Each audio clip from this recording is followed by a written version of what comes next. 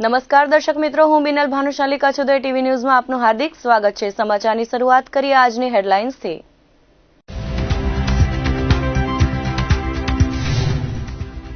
કચ્છના પૂર્વ એસપી કુલદીપ શર્માને સજા, 4 દાયકા જૂના કેસમાં અદાલતનો ચુકાદો, 3 માસની કેદ અને 1000નો ફટકાર્યો દંડ।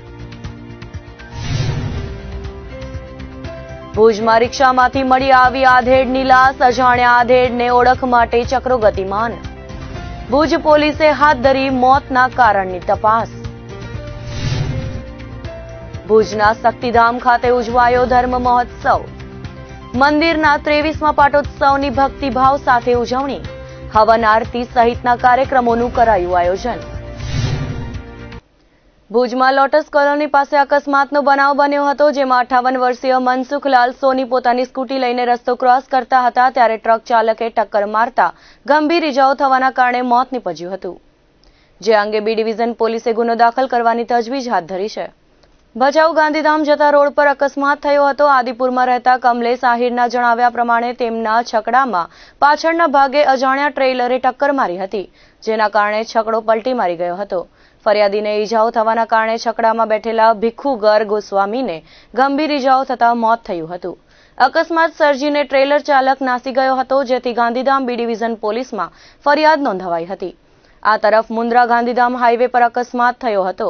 ફરિયાદી નિકેશ મૂલચંદાણીના જણાવ્યા પ્રમાણે ટ્રેલરના ચાલકે પોતાના કબજાનું ટ્રેલર રોડ પર બંધ હાલતમાં રાખી દીધું હતું, જેમાં ફરિયાદીની ટ્રાન્સપોર્ટના કબજાનું ટ્રેલર ઘૂસી જતા ચાલક લાલાકુમારને ગંભીર ઇજાઓ થઈ હતી, જેમાં ફરિયાદીની ટ્રાન્સપોર્ટના કબજાનું ટ્રેલર ઘૂસી જતા ચાલક લાલાકુમારને ગંભીર ઇજાઓ થતા મોત થયું હતું।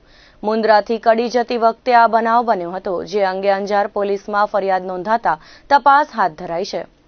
રાપર આડેસર રોડ પર ભીમાસર નજીક અકસ્માત થયો હતો અને આડેસરથી રાપર જતી કાર અને સામેથી આવતી કાર વચ્ચે ટક્કર થઈ હતી।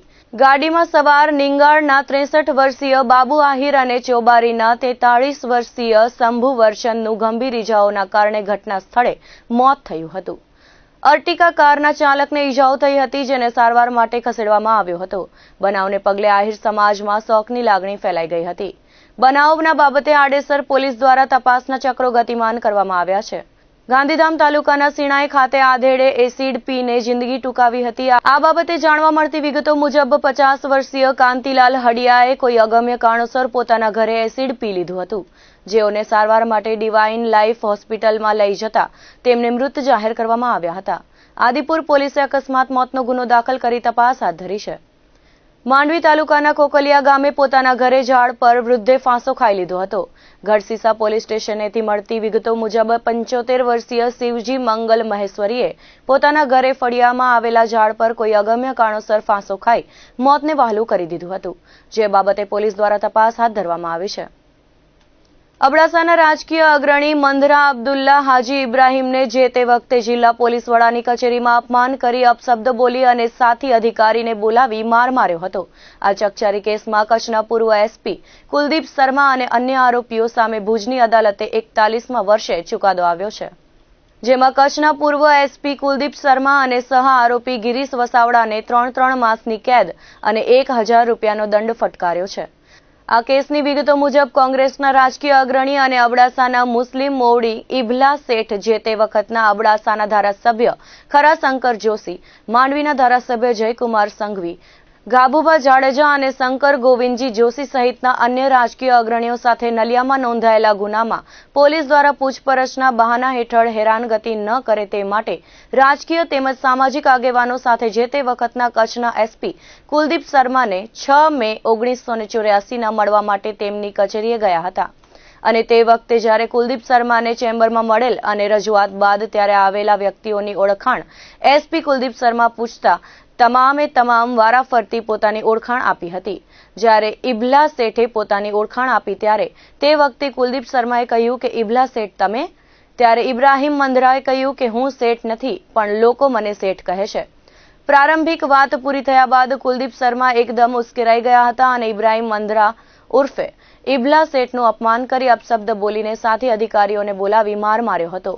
આ બાબતે જે તે વખતે ઇબલા શેઠને લાગેલો હોવાથી તેમની સાથે ડેલિગેશનમાં આવેલા શંકર ગોવિંદજી જોશીએ કચ્છના એડવોકેટ એમ.બી. સરદારને રોકી અને ભુજની ચીફ જ્યુડિશિયલ કોર્ટમાં ફરિયાદ દાખલ કરી હતી અને આરોપી કુલદીપ શર્મા તેમજ અન્ય આરોપીઓ માટે જે તે વખતે સરકારી વકીલ બચાવ કરતા એડવોકેટ એમ.બી. સરદારે એવી રજૂઆત તેમજ કાયદાના આધારે સાથે કોર્ટમાં દલીલ કરી હતી. સરકારી વકીલ આરોપીનો બચાવ કરી શકતા નથી તેવું ઠરાવ્યું હતું. જે તે વખતે હુકુમ કર્યો કે આરોપી જાતે અથવા તો પોતાને વકીલ મારફતે કોર્ટમાં હાજર રહે, જેથી આરોપી કુલદીપ શર્મા સહિત અન્ય આરોપીઓએ પ્રાઇવેટ વકીલ રાખેલ અને પોતાનો બચાવ કર્યો હતો. ત્યારબાદ આરોપીઓએ ચીફ જ્યુડિશિયલ મેજિસ્ટ્રેટ તથા સેશન્સ કોર્ટ તથા નામદાર ગુજરાત હાઈકોર્ટમાં એમ.બી. સરદાર જાતે ફરિયાદ વતી હાજર રહી દલીલો કરી હતી.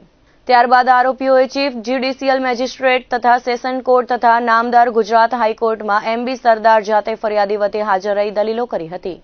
અગાઉ આ કેસમાં 4 આરોપી હતા, જે પૈકી બી.એન. ચૌહાણ તથા અન્ય આરોપી પી.એસ. બિશ્નોઈ ચાલુ પ્રોસિડિંગ દરમિયાન મૃત્યુ થયા હતા, જ્યારે અન્ય 2 આરોપી કુલદીપ શર્મા તથા ગિરીશ વસાવડા સામે આ કેસ એડિશનલ ચીફ કોર્ટમાં ચાર્જ ફ્રેમ કરી હતી અને ફરિયાદ પક્ષનો પુરાવો નોંધાયા બાદ આ કેસ આરોપીના સ્ટેટમેન્ટ બાદ 28 જાન્યુઆરી 2025ના આખરી સુનાવણી પૂરી થઈ હતી.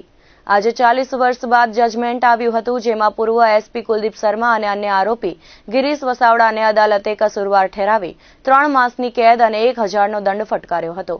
આ કેસમાં ફરિયાદીના ઇબલા શેઠના પક્ષ તથા મૂળ ફરિયાદી વતી હાજર રહી સિનિયર ધારાશાસ્ત્રી આર.એસ. ગઢવીએ દલીલ કરી હતી, જ્યારે આરોપી કુલદીપ શર્મા વતી સિનિયર ધારાશાસ્ત્રી બી.એમ. ધોળકિયા તથા અન્ય આરોપી ગિરીશ વસાવડા વતી સિનિયર ધારાશાસ્ત્રી ડી.વી. ગઢવીએ દલીલો કરી હતી. ફરિયાદીના પુત્ર ઇકબાલ મંદ્રાએ 4 દાયકા બાદ પોતાના પિતાને ન્યાય મળ્યો હોવાની લાગણી વ્યક્ત કરી હતી. 41 વર્ષ પછી જે એક લાંબી લડતમાં નામદાર કોર્ટે આજે જે અમને ન્યાય આપ્યો છે, એમાં અમે ખુશીની લાગણી અનુભવીએ છીએ. જે તે વખતના કચ્છના કહેવાતા એસપી કુલદીપ શર્માએ મારા પિતાશ્રીને વગર વાંકે ઢોર માર્યો હતો. જે વખતની ફરિયાદ એમાં આજે કોર્ટે હુકમ આપ્યો છે, એ લોકોને સજા કરી છે. એમાં ખાસ કરીને અમને ઘણી બધી ખુશી છે. એ લોકોને સજા આપી છે, ખાસ કરીને અમને ન્યાય મળ્યું છે. ટોટલ 4 આરોપીઓ હતા, એમાંથી 2 મરી ગયા છે અને 2 જણા કુલદીપ શર્મા અને ગિરીશ વસાવડાને કોર્ટે સજા આપી છે. 3 મહિનાની સજા છે અને 1,000 રૂપિયાનો દંડ છે. ભુજમાં ઈદગાહ પાસે એક રિક્ષા ઊભી છે, તેની પાછલી સીટ પર લાંબા સમયથી કોઈ બેભાન હાલતમાં છે તેવી જાણ એક જાગૃત નાગરિક દ્વારા ભુજ સી ટીમના એએસઆઈ શીતલબેન નાઈને કરવામાં આવી હતી, જેથી સ્થળ પર જઈને તપાસ કરી આ વ્યક્તિને જીકે હોસ્પિટલમાં લઈ જતા તબીબે તેને મૃત જાહેર કર્યા હતા. ઓળખ કરતા બકાલી કોલોનીમાં રહેતા સમા ઉમર કાસમ નામના હોવાનું જાણવા મળ્યું હતું, જેથી પરિવારને જાણ કરવામાં આવી હતી. કચ્છમાં લગડી જેવી જમીનો બારોબાર વેચી દેવાની પ્રવૃત્તિમાં વધારો થયો છે, તેવામાં મોખાણા ગામે બારોબાર જમીન વેચી દેવામાં આવી હતી, જે બાબતે ફરિયાદ થઈ છે. આ બાબતે ફરિયાદી કરશન વરચંદે પદ્ધર પોલીસમાં જણાવ્યું કે તેમના કબજાની જમીન મોખાણા સીમમાં સર્વે નંબર 132 વાળી આવેલી છે, તો લખમણ હમીર ઢીલાની સર્વે નંબર 277 વાળી 11 એકર જમીન અને વીરા ઢીલાની સર્વે નંબર 594 પૈકી 1 વાળી 6 એકર જમીન આવેલી છે. આ ત્રણેય જમીનના 12મી જૂન 2023ના ભુજ સબ રજિસ્ટર કચેરી ખાતે ખોટા આધાર કાર્ડ તેમજ ખોટા દસ્તાવેજ રજૂ કરી પોતાના નામે જમીન કરી વેચાણી દસ્તાવેજ બનાવી ઠગાઈ કરવામાં આવી હતી, જેથી ધરમસિંહ શાહ નામનું ધારણ કરનાર વ્યક્તિ તેમજ દસ્તાવેજમાં સાક્ષી તરીકે સહી કરનાર મલાડના કંકુબેન વાલજી શાહ અને કાંદીવલીના કરસન વાઘા દોઢિયા અને તપાસમાં નીકળે તે ઇસમો સામે પદ્ધર પોલીસમાં ગુનો દાખલ કરાયો છે. રાપર નગરપાલિકાની ચૂંટણીને અનુલક્ષીને પોલીસ દ્વારા તપાસણી હાથ ધરવામાં આવી છે. પીઆઈના માર્ગદર્શન હેઠળ ટ્રાફિક શાખાના કર્મચારીઓ ત્રંબો 3 રસ્તા પર વાહન ચેકિંગ કરી રહ્યા હતા. ટાટા કંપનીનો ટેમ્પો શંકાસ્પદ હાલતમાં પસાર થતા રોકી તલાશી લેવાઈ હતી. ટેમ્પોમાં પરમિટ વગર લઈ જવાતો લાકડાનો જથ્થો ઝડપી પાડ્યો હતો, જે અંગેની નોંધ કરી રાપર 9 વિભાગની દક્ષિણ રેન્જને વધુ તપાસ માટે સોંપવામાં આવ્યો હતો. આમ વન વિભાગની કામગીરી રાપર પોલીસ દ્વારા કરવામાં આવતા વન વિભાગ ઊંઘતું ઝડપાયું હતું.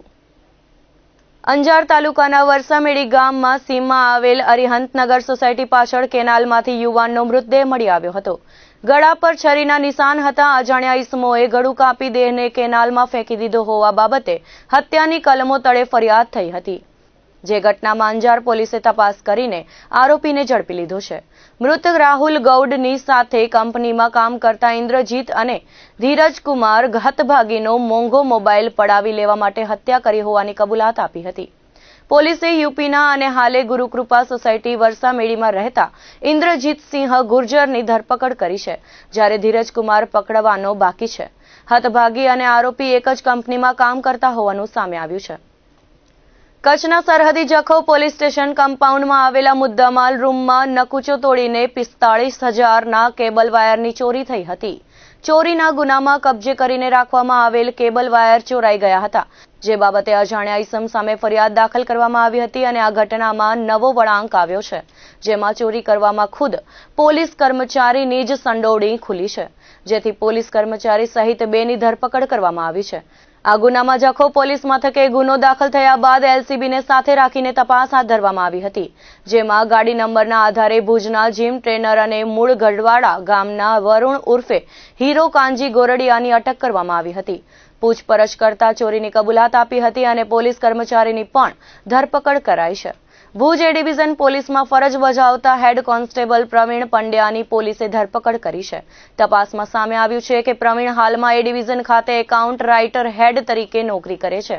અગાઉ તે જખૌ મરીન પોલીસમાં હતો અને પોલીસ સ્ટેશનથી સંપૂર્ણ વાકેફ હતો.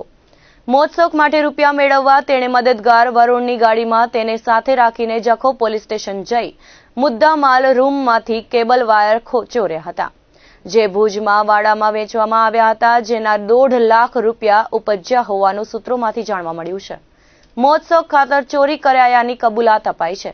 અગાઉ કોઈ ગુનાને અંજામ આપ્યો છે કે કેમ તે સહિતની દિશામાં તપાસ હાથ ધરવામાં આવી છે. આ મુદ્દો ચર્ચાના સ્થાને રહ્યો છે, તેમજ જવાબદારો સામે કેવા પ્રકારના પગલાં લેવાય છે તે જોવાનું રહ્યું. ગઈ તારીખ 2/2/2025ના રોજ ત્યાં એકાઉન્ટનું કામ કરતા જે મહિલા પોલીસ છે એમને જાણ થઈ કે મુદ્દામાલના રૂમનો નકશો તૂટેલો છે, એટલે એમને સ્થાનિક પીએસઆઈ મઠિયા સાહેબને જાણ કરી અને તપાસ કરતાં જાણવા મળ્યું કે મુદ્દામાલ રૂમમાંથી અલગ અલગ પ્રકારનો વાયર, ધાતુની પ્લેટોની ચોરી થયો છે. એ બધી ચકાસણી કર્યા પછી 6 તારીખના અજાણ્યા ઈસમો વિરુદ્ધ ગુનો દાખલ કરવામાં આવ્યો પોલીસ સ્ટેશનમાં અને સ્થાનિક પોલીસ તથા એલસીબી ની મદદથી એમની પ્રયત્નોથી આ ગુનો ડિટેક્ટ થયો છે. આ ગુનામાં એક આરોપી વરુણ ઉર્ફે હીરો કાનજીભાઈ ગોરડિયા, જે અહીંયા ભુજમાં જીમ ટ્રેનરનું કામ કરે છે, અને બીજા ભુજ એ ડિવિઝન પોલીસ સ્ટેશનમાં ફરજ બજાવતા પ્રવીણભાઈ બાબુભાઈ પંડ્યા, જે હેડ કોન્સ્ટેબલ છે, એમની સંડોવણી બહાર આવી છે અને બંને આરોપીઓની આ ગુનાના કામે અટક કરી અને હાલ રિમાન્ડ ઉપર છે. અગાઉ આ જે પ્રવીણ પંડ્યા છે તે જખૌ પોલીસ સ્ટેશનમાં ફરજ બજાવી ચૂક્યો છે, એટલે એને ખબર છે કે મુદ્દામાલ ક્યાં રહેશે, એ બધું એને ખ્યાલ હતું, એટલે એને કઈ પૈસાની જરૂર પડી એટલે આ ચોરી કરી એવું ખુલવા પામ્યું છે. હવે આરોપીઓને સાથે રાખી અને જે મુદ્દામાલ એમને વેચ્યો છે ત્યાંથી મુદ્દામાલ રિકવર કરવા માટેની કાર્યવાહી આગળની ચાલુ છે.